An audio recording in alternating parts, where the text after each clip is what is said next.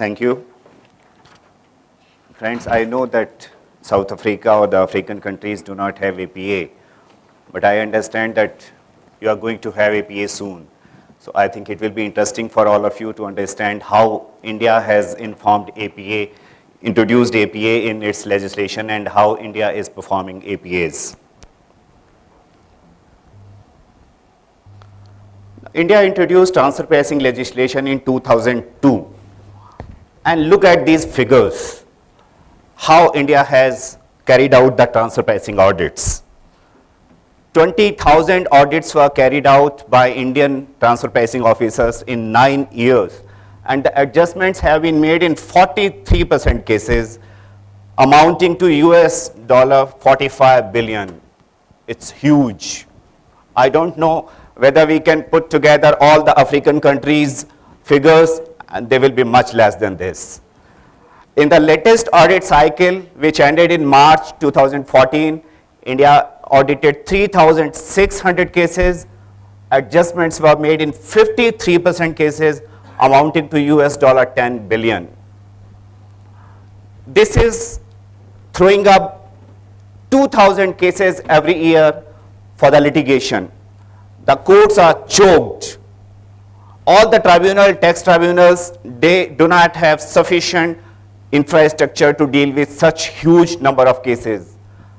And that resulted into the need of APA in India.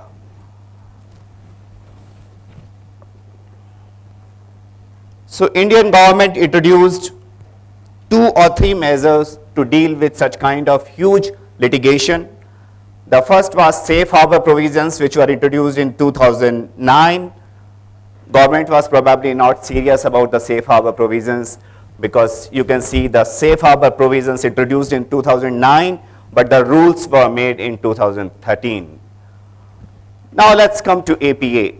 Government was really serious about APA, introduced in 2012, and within the same year, the mechanism of safe harbor was put in place by introducing all the rules and forms. Recently, we have introduced the rollback also, which was not there in the original scheme. Rollback provisions, internationally it is for 2 years, but India had introduced rollback for 4 years. So now Indian APA provides you certainty for 5 years in future and 4 years rollback, so basically 9 years. Although I wonder whether the economic cycle will be same for the 9 years, whether we can adjust for the inflation and other factors for 9 years. But anyway, as on date, India has APA, which can give you certainty for 9 years.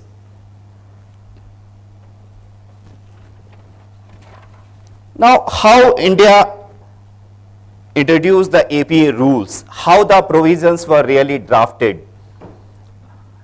Indian government constituted a core committee to draft the APA rules. And that core committee studied all the international practices on APA, and they had hands-on experience in 3 countries, namely Canada, the UK, and Japan. And with that background, Indian government introduced the APA in legislation.